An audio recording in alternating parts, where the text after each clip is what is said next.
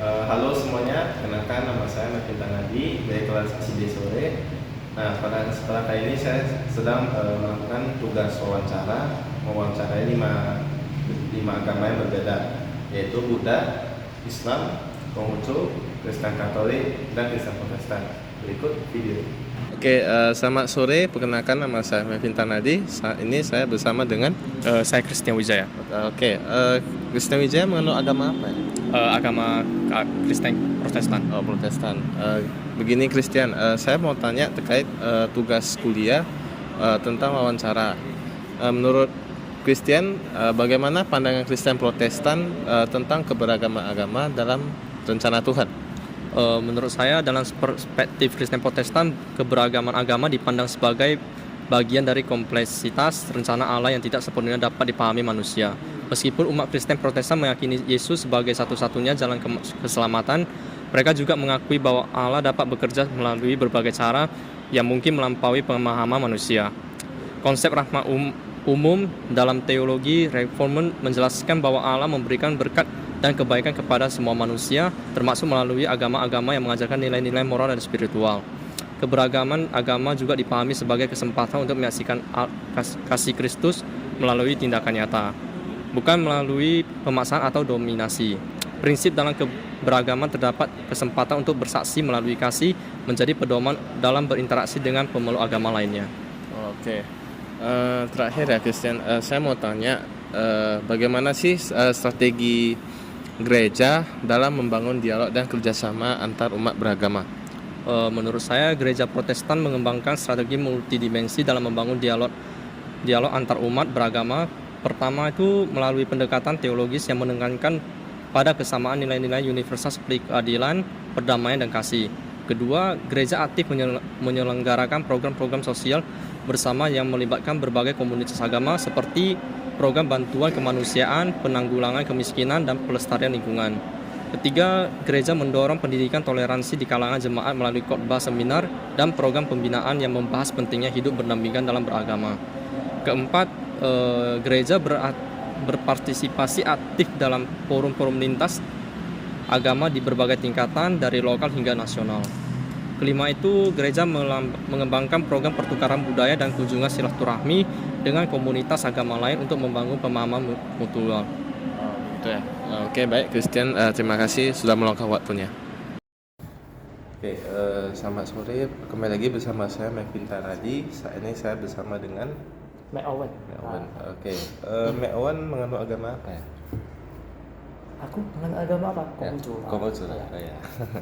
Gini, saya mau melakukan tugas wawancara terkait perkuliahan. Ada dua pertanyaan yang saya mau tanyakan. Yang pertama, bagaimana prinsip toleransi dan adaptasi dalam ajaran Konghucu? Nah, prinsip toleransi dalam agama kita, ajaran Konghucu, tercermin dalam kaidah emas yang di dalamnya berisi apa yang enggak kamu inginkan, jangan kamu kasihkan ke orang. Janganlah prinsip ini mengajarkan empati dan pemahaman terhadap perasaan dan kebutuhan orang lain. Sebagai dasar untuk hidup berdampingan secara harmonis gitu. Terus ajaran Konghucu juga menekankan kepada Shutao. Shutao itu ajarannya jalan toleransi, artinya jalan toleransi. Yang berarti bila diri sendiri ingin maju, bantulah orang lain agar maju juga. Dalam konteks adaptasi, Konghucu mengajarkan prinsip di mana bumi dipijak, disitulah langit dijunjung, yang mendorong umat Konghucu untuk beradaptasi dengan lingkungan dan budaya setempat tanpa kehilangan identitas spiritual mereka. Gitu sih. Oh gitu ya. Next, untuk pertanyaan kedua, bagaimana sih pandangan menurut agama yang kamu anut itu tentang peran individu dan menciptakan harmoni dalam hubungan masyarakat? Di dalam Konghucu itu mengajarkan bahwa harmoni masyarakat dimulai dari harmoni dalam diri sendiri dulu. Dan keluarga, konsep Xiu Zhen Qi Jia Zhe Guo Ping Tian Xia, mengolah diri, mengatur keluarga, mengatur negara, mendamaikan dunia, menunjukkan bahwa transformasi sosial harus dimulai dari transformasi personal dulu. Setiap individu memiliki tanggung jawab untuk mengembangkan karakter mulia, Zunzi, yang akan menjadi contoh bagi orang lain. Dalam konteks kerukunan umat beragama, individu Konghucu diajarkan untuk menjadi agen perdamaian melalui perilaku yang konsisten dengan nilai moral universal, gitu sih. Gitu. Oke, baik teman-teman semuanya, sekian dari video saya. Terima kasih Mbak Owen sudah meluangkan waktu. Sama-sama. Kembali lagi bersama saya Melvin Tanadi. Saat ini saya bersama dengan Saya Jeffrey. Jeffrey menganut agama apa? Saya agamanya Buddha. Buddha. Begini Jeffrey, saya mau melakukan tugas kuliah, yaitu mewawancarai 5 agama. Salah satunya agama kamu anut itu agama Buddha.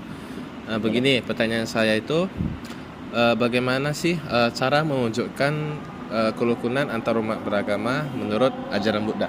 Oke, mewujudkan kerukunan antar umat beragama dalam perspektif Buddha itu dimulai dari transformasi diri melalui pengendalian diri dan kebijaksanaan.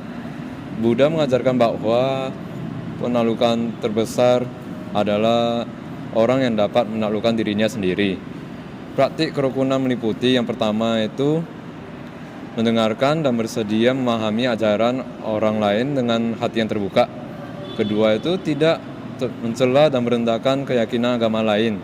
Ketiga itu menghormati semua agama berdasarkan nilai-nilai universal yang mereka ajarkan. Implementasi praktis meliputi partisipasi dalam dialog antar beragama, mendukung kegiatan sosial bersama, dan membangun pemahaman mutual melalui interaksi yang bermakna. Yang terpenting adalah mengembangkan sikap Brahmavihara, yaitu yang terdiri dari metta, karunia, mudita, dan UPK. Oke. Satu pertanyaan lagi, menurut Jeffrey, apa sih bentuk konkret atau bentuk nyata kerukunan yang dilakukan sesama umat Buddha dengan agama lain? Oke, kerukunan sesama umat Buddha diwujudkan melalui penghormatan terhadap berbagai tradisi. Dalam Buddhism secara Theravada, Mahayana, Vajrayana, umat Buddha menyelenggarakan kegiatan bersama yang melibatkan berbagai aliran seperti perayaan Waisak, meditasi bersama, dan program-program sosial kemanusiaan. Dalam konteks antar beragama, umat Buddha aktif berpartisipasi dalam kegiatan lintas agama seperti dialog perdamaian, program bantuan kemanusiaan bersama, dan memelihara lingkungan hidup. Contoh nyatanya meliputi bergabung dalam forum kerukunan umat beragama, mendukung pembangunan rumah ibadah agama lain, berpartisipasi dalam perayaan hari besar agama lain, dan menghormati tradisi mereka, serta menyelenggarakan program pendidikan tentang toleransi dan perdamaian. Prinsip Sangha yang bersatu adalah kebahagiaan, itu pada Dhammapada 194, menjadi landasan untuk membangun harmonis bukan hanya di dalam komunitas Buddha, tetapi juga komunitas agama yang lain. Begitu ya? Ya. Oke, baik. Terima kasih Jeffrey sudah meluangkan waktunya. Oke, terima kasih. Oke, kembali lagi bersama saya Melvin Tanadi. Saat ini saya bersama dengan Vincent Wimanho, saya beragama Kristen Katolik. Oke, begini saya mau melakukan tugas kuliah terkait dengan pelajaran agama juga. Pertanyaan saya itu, bagaimana sih gereja Katolik itu berperan dalam membangun perdamaian dan kedamaian? Kalau gereja Katolik ya, kita itu peran aktif dan sistematis dalam membangun perdamaian dan kerukunan melalui berbagai dimensi pelayanan ya. Pertama yaitu melalui dimensi spiritual. Gereja menyelenggarakan doa-doa khusus gitu untuk kerukunan beragama ya. Yang kedua melalui dimensi pendidikan. Gereja menyelenggarakan sekolah-sekolah yang terbuka bagi siswa, dan siswa dari berbagai agama boleh ikut masuk dalam sekolah-sekolah tersebut. Dengan kurikulum yang menekankan nilai toleransi dan pluralisme. Ketiga yaitu melalui dimensi sosial. Gereja menjalankan program-program kesehatan seperti bantuan untuk orang yang terkena bencana alam gitu, seperti itu. Oke, pertanyaan saya yang terakhir, apa sih contoh nyata ya kerukunan yang dibangun oleh komunitas Katolik di Indonesia? Contohnya yaitu di Papua, Masjid Al-Muhajirin dibangun di dalam kompleks misi Katolik Mindi Plana, menjadi simbol nyata toleransi dan kerjasama antar umat beragama. Kawasan ini bahkan ditetapkan sebagai desa sadar kerukunan karena memenuhi kriteria memiliki minimal 3 agama berbeda, 3 rumah ibadah berbeda, dan tidak pernah mengalami konflik bernuansa agama. Yang kedua yaitu di Bekasi, Kampung Sawah, menunjukkan harmoni luar biasa di antara gereja Katolik Servatius, gereja Kristen Pasundan, dan Masjid Agung Al-Lauhar Yasri, berdiri berdampingan membentuk segitiga emas. Seperti itu. Begitu. Baik, terima kasih sudah meluangkan waktunya, Vincent. Oke, selamat malam. Kembali lagi bersama saya Vincent Hadi. Saya ini saya bersama dengan Saya Farhan. Oke, Bapak kan mengenal apa? Saya seorang Muslim. Saya mau melakukan tugas kuliah ke Universitas Agama. Pertanyaan saya pertama itu apa bentuk nyata kerukunan dan toleransi yang diajarkan Islam dalam beragama masyarakat? Oke, jadi Islam itu mengajarkan untuk melakukan kerukunan dan toleransi yang dapat diimplementasikan dalam bentuk kehidupan sehari-hari. Dalam konteks sosial kemasyarakatan, Islam mendorong umatnya untuk terlibat dalam gotong royong tanpa memandang agama, seperti kerja bakti, membersihkan lingkungan, membantu korban bencana, dan program-program pemberdayaan masyarakat. Islam juga mengajarkan untuk menghormati perayaan hari besar agama lain dengan cara tidak mengganggu proses ibadah mereka dan bahkan membantu mengatur lalu lintas atau parkir saat perayaan keagamaan. Dalam bidang ekonomi, Islam memperbolehkan transaksi bisnis dengan pemeluk agama lain selama tidak melanggar prinsip-prinsip syariah. Islam juga mendorong umatnya untuk mengucapkan selamat pada perayaan agama lain sebagai bentuk penghormatan sosial.